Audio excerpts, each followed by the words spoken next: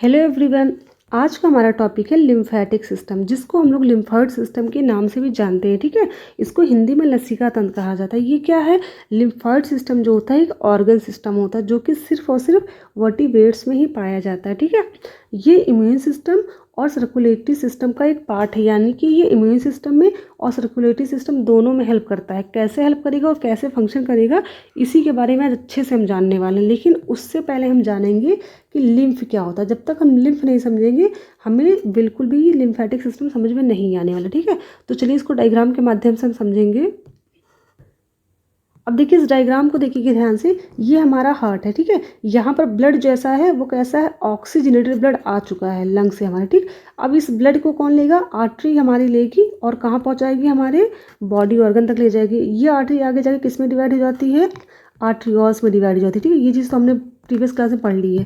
अब ये आर्ट्रियोल्स जब हमारे बॉडी ऑर्गन के अंदर प्रवेश करेगा तो किस में चेंज हो जाती है? कैपिलरी में। ठीक है, तो ये क्या है? ये कैपिलरी है। जो जाल स्ट्रक्चर आपको दिख रहा होगा ये कैपिलरी है। ठीक, कैपिलरी की वॉल क्या होती है? बहुत पतली होती है, क्योंकि इसमें एक ही लेयर पाई जाती है, ट्यूनिका इंटीमा। ठीक है, और ये पतली होने का रीज़न सबसे मेन ये होता है क्योंकि यहाँ पर जो इस कैपिलरी के अंदर जो ब्लड हमारा होता है उसमें कौन सी गैस होती है? ऑक्सीजन गैस होती है।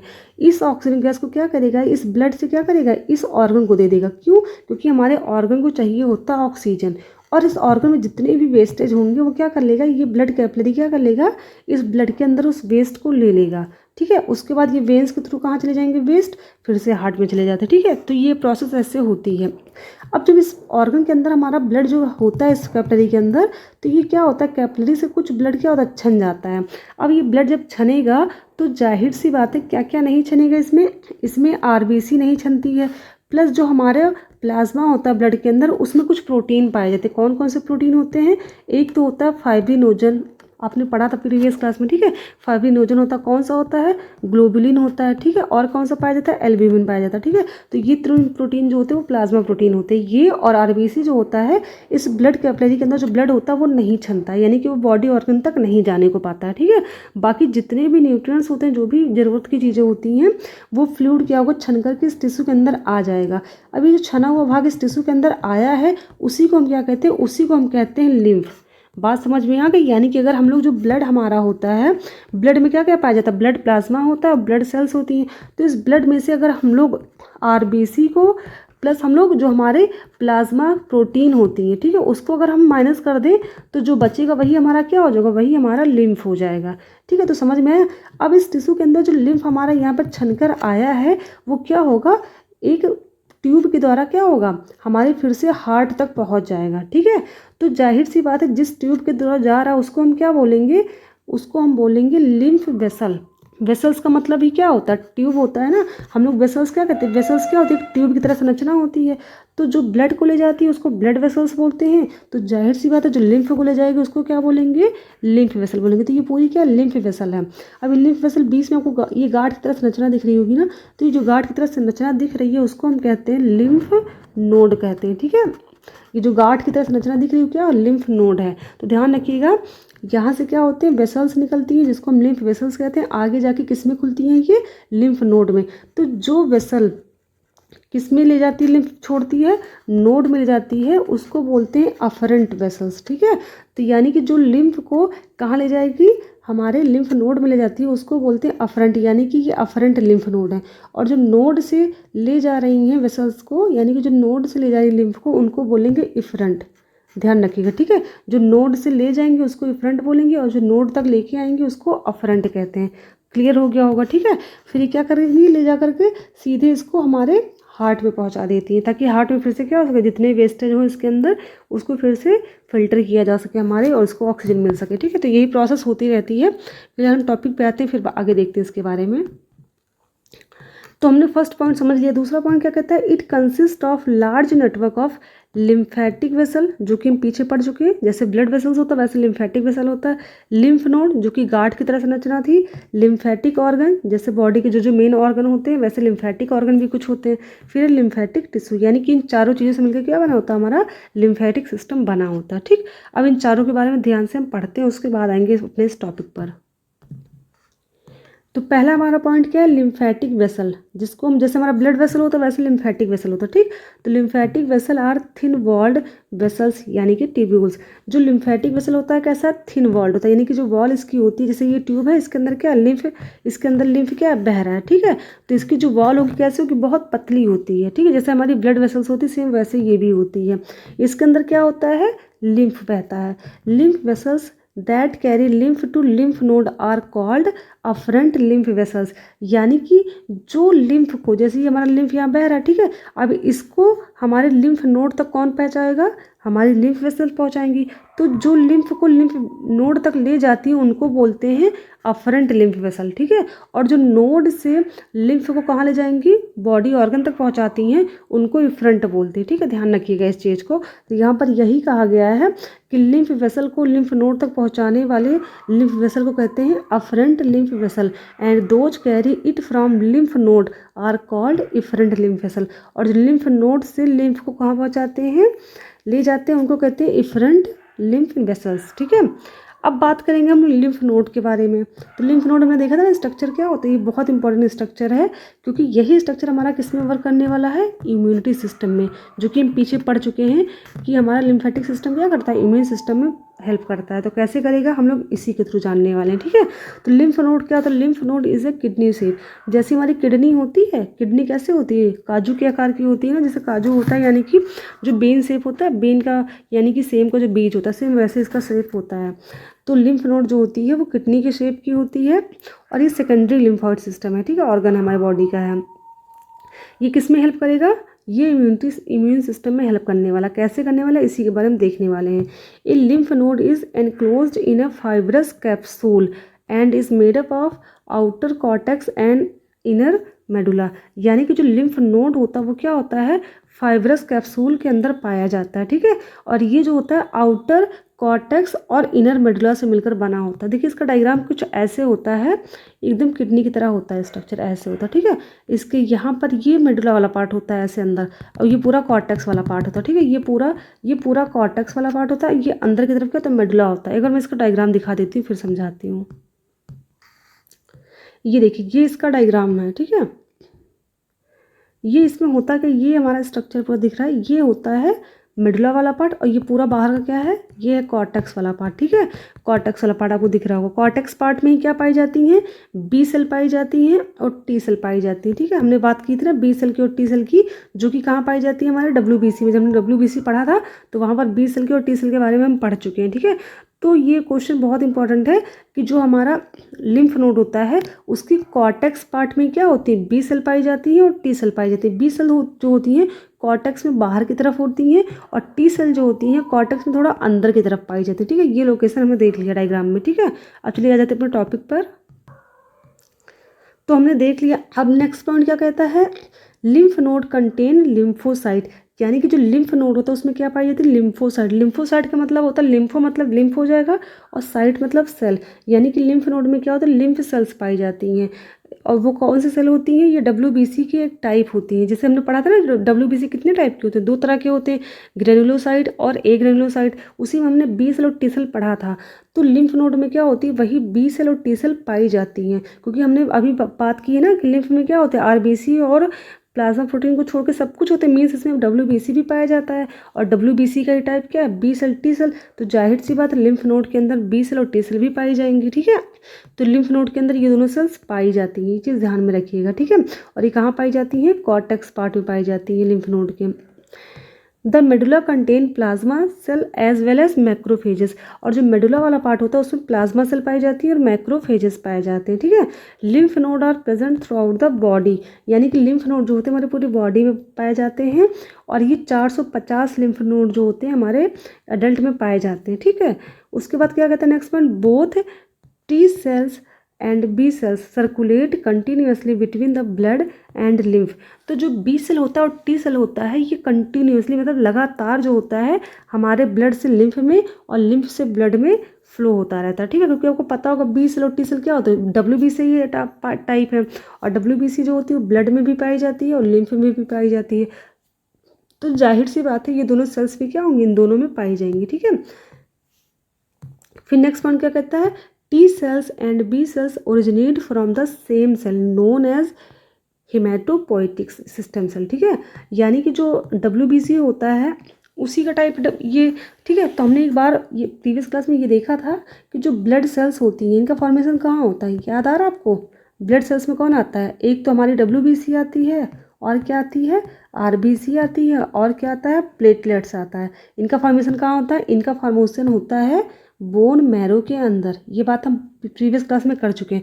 तो जाहिर सी बात है अगर WBC भी बोन मैरो के अंदर बन रहा है तो WBC का ही टाइप तो T सेल है और B सेल है, तो ये भी कहाँ बनेंगी? ये भी बनेंगी बोन मैरो के अंदर, ठीक है। और बोन मैरो की हेमाटोपोइटिक सेल जो होती है, हेमाटोपोइटिक स्टेम सेल जो होती है, वही क्या होती है? बोन मैरो की एक सेल होती है। तो ठीक है, तो बोन मैरो की जो हेमाटोपोइटिक स्टेम सेल होती है यही क्या करती है? B सेल और T सेल का फॉर्मेशन करती है, ठीक।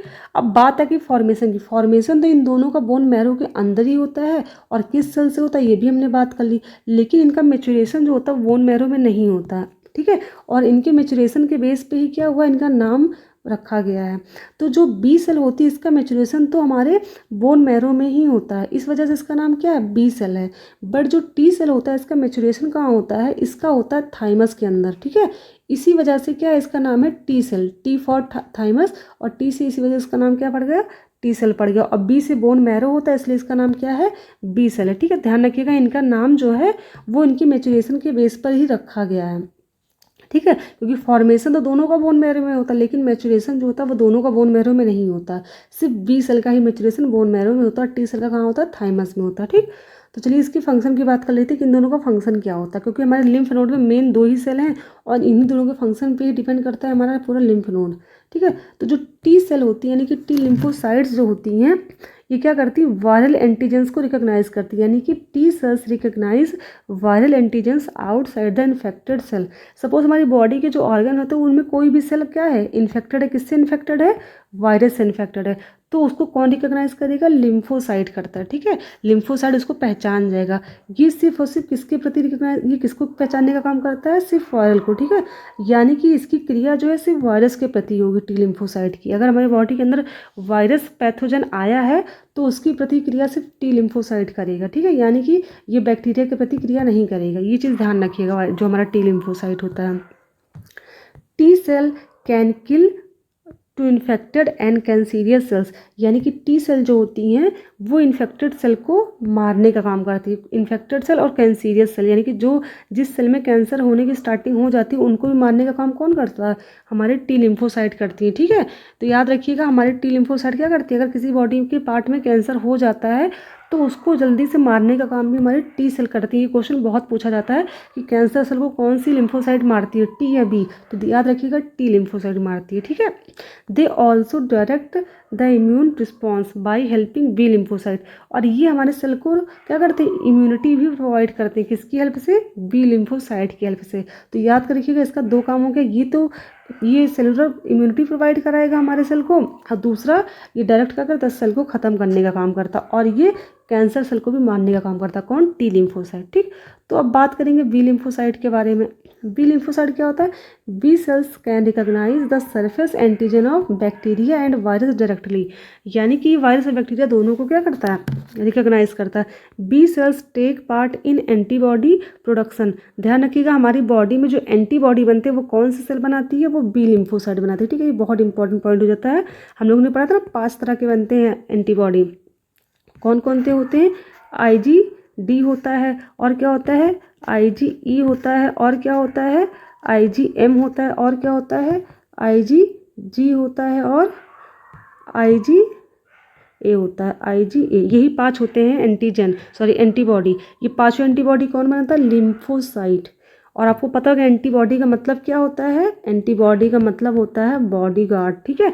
यानी कोई भी एंटीजेंस बाहर से आते हैं, एंटीजेंस का मतलब क्या होता है? फॉरेन पार्टिकल होता है, यानी कि कोई भी गलत जैसे बैक्टीरिया, वायरस, कुछ भी जो कि हमारे बॉडी के लिए बहुत हार्मफुल है वो हो जाते हैं एंटीजन, यानी कि वो हो जाएंगे पैथोजन। अगर वो बॉडी में हमारे आ रहा है तो जाहिर सी बात है उसके प्रति हमारी बॉडी में एंटीबॉडी यानी कि मतलब वो बॉडीगार्ड कौन बनाएगा? B लिम्फोसाइट सेल बनाएंगी, ठीक है। तो क्वेश्चन समझ में आ गया कि कैंसर को कौन सी सेल मारती है, टी सेल मारती है, और हमारे बॉडी में एंटीबॉडी कौन बनाता है, बी लिम्फोसाइट बनाता है। ठीक है, B cell take part in antibody production, these antibody bind to pathogens. और देखो ये एंटीबॉडी काम कैसे करती है, सपोज क्या है, ये हमारी बॉडी की सेल है, ये सेल है।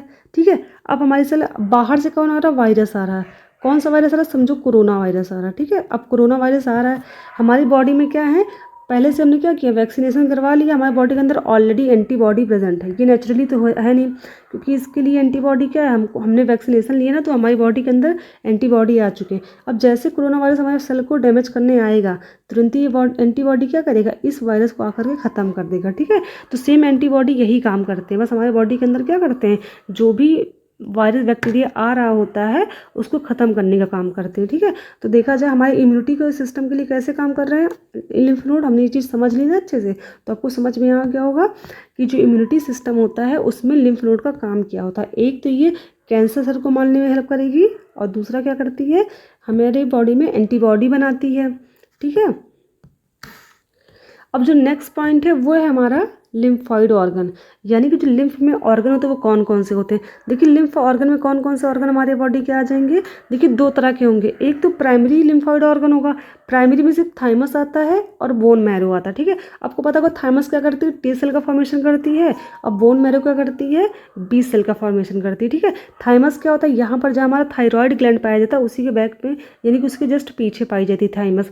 ये जो थाइमस होती है, ये थाइमस जितना ज़्यादा इंसान का मजबूत होगा ना, उतनी ही ज़्यादा इम्यूनिटी हमारी अच्छी होगी, क्योंकि थाइमस ही क्या करता है, बी सेल को क्या करता है, sorry B cell, T cell को क्या करता है, ये मेच्योर करता है। ठीक है, ध्यान रखिएगा, टी सेल को क्या करता है, ये मेच्योर करता है। ठीक है, तो थाइमस जितना ज़्यादा हमारा स्ट्रांग होगा उतनी ज़्यादा क्या होंगी, हमारी टी सेल स्ट्रांग होंगी हमारी बॉडी में। अगर टी सेल जितने ज़्यादा होंगे उतने ज़्यादा हमको वायरल डिजीज़ होने के चांसेस कम होते हैं। ठीक है, ये ध्यान रखिएगा। और बोन मैरो तो पता होगा आपको, आरबीसी, डब्ल्यूबीसी, प्लेटलेट सब कुछ बनाने का काम करता है। ठीक है, तो ये दोनों जो हो जाएंगे वो प्राइमरी लिम्फॉइड ऑर्गन होते हैं। बाकी सेकेंडरी लिम्फॉइड ऑर्गन कौन कौन से होते हैं, ये जो होती हैं लिम्फ नोड हमारे आ जाते हैं। टॉन्सिल जो कि हमारे गले में पाई जाती है, हमने देखा होगा ना, एडेनॉइड होती है, ये भी हमारे गर्दन के पास होती है। और लिम्फ नोड्स जो कि पूरे बॉडी में फैले होते हैं लिम्फ नोड, तो लिम्फ नोड भी क्या है, सेकेंडरी लिम्फॉइड ऑर्गन है।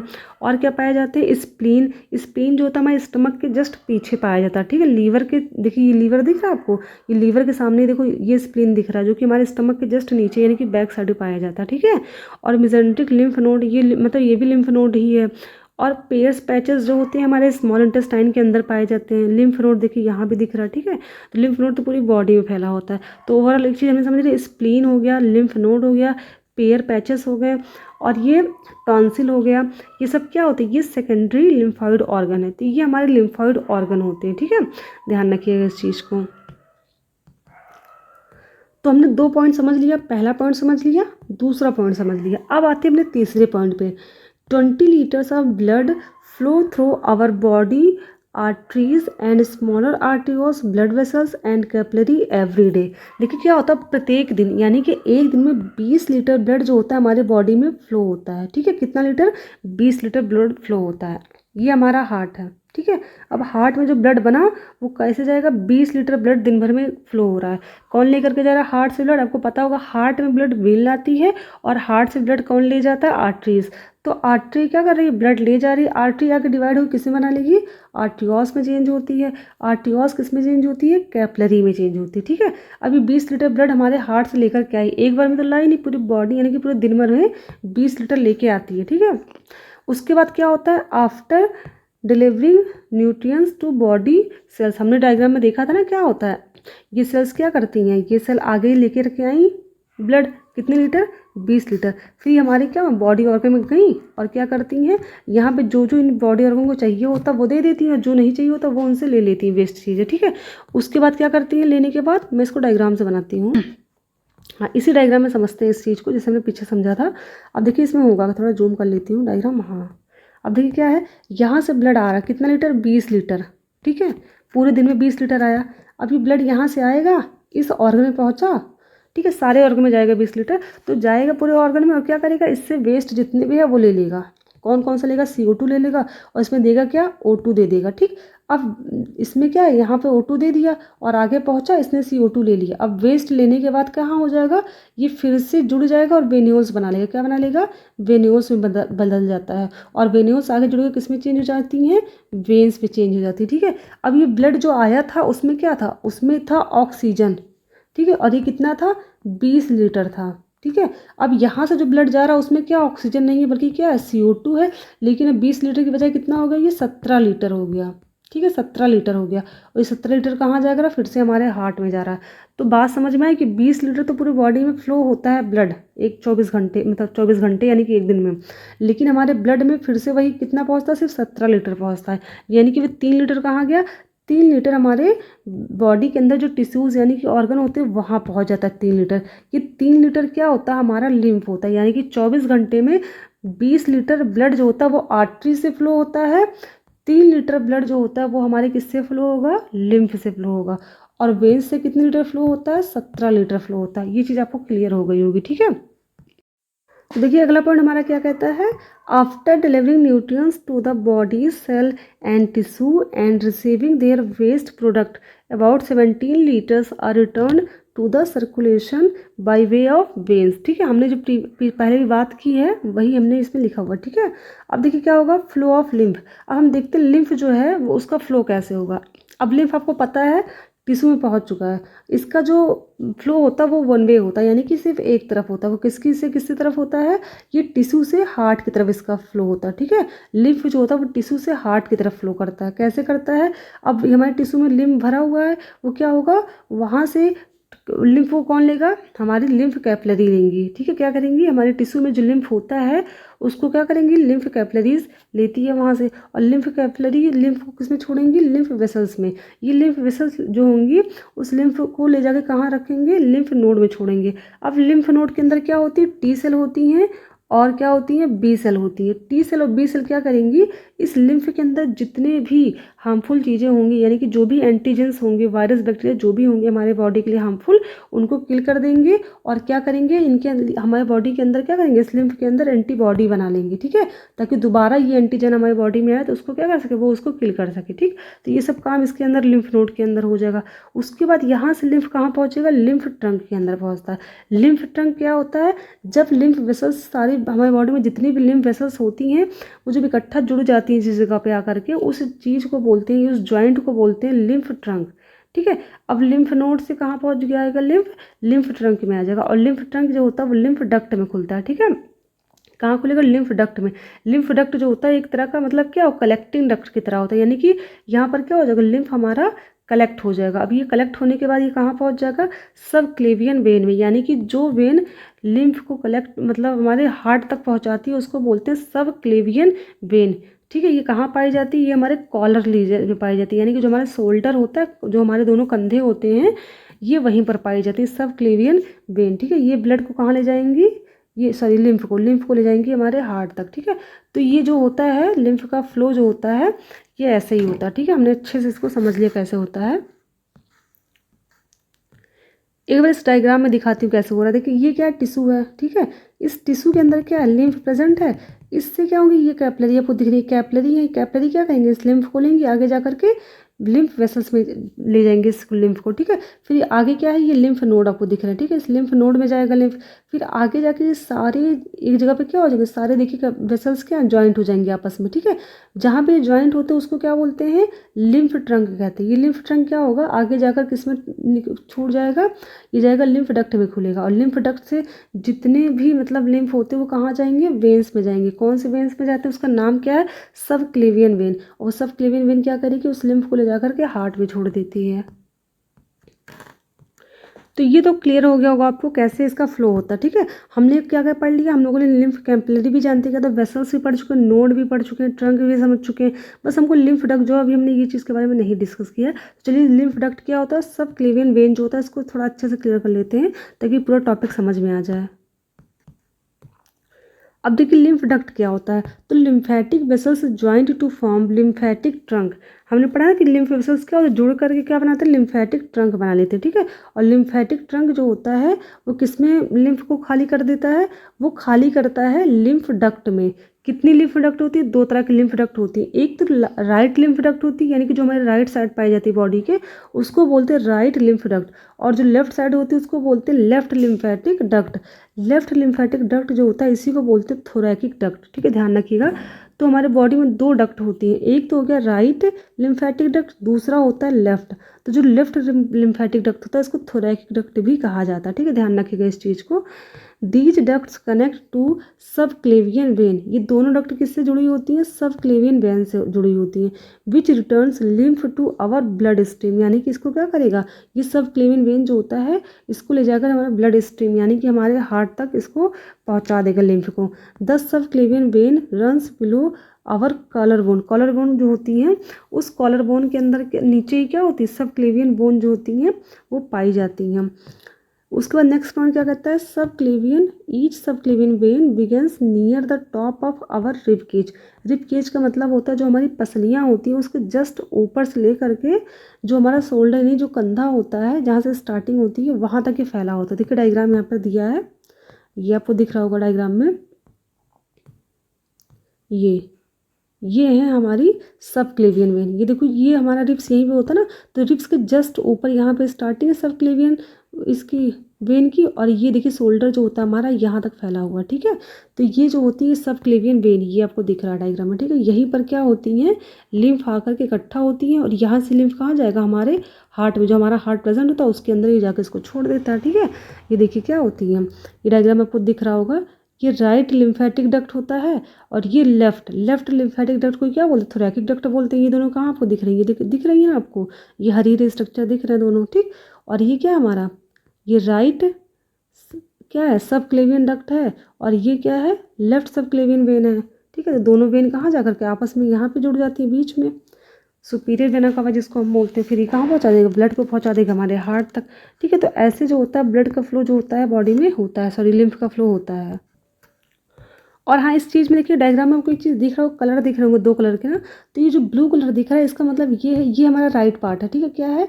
राइट पार्ट है। ठीक है, तो जो राइट बॉडी पार्ट में जितने भी लिम्फ होते हैं, जो भी लिम्फ होता है वो क्या होता है? लिम्फेटिक, राइट लिम्फेटिक डक्ट में आता है और कहाँ गिराता है? उस लिम्फ को राइट सब क्लेवियन वेन में गिराता है। ठीक है, तो जो राइट सब क्लेवियन वेन होती है वहाँ पर जो होते हैं बॉडी, इतने ही बॉडी के पार्ट्स के लिम्फ आते हैं, याद रखिएगा। ठीक है, बाकी जितने भी बॉडी के पार्ट यानी कि यहाँ से लेकर के जो लिम्फ यहाँ तक पाया जाता है वो कहाँ जाता है हमारा? वो हमारे लेफ्ट सब क्लेवियन वेन में जाता है। ठीक है, ध्यान रखिएगा। तो मोस्टली जो होता है लिम्फ कौन से पार्ट में जाता है, कौन से वेन में होता है?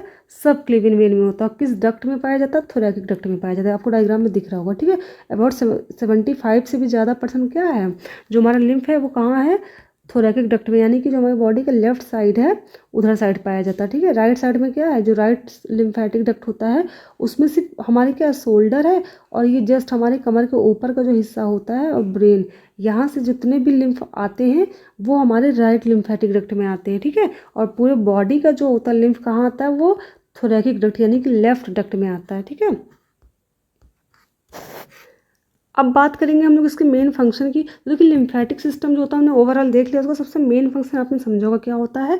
ये क्या करता है? Return excess tissue fluid lymphocyte to the blood, यानी कि जो हमारे टिश्यूज़ के अंदर ब्लड होता है यानी कि जिसको हम लिम्फ कहते हैं उसको फिर से कहाँ ले जाना?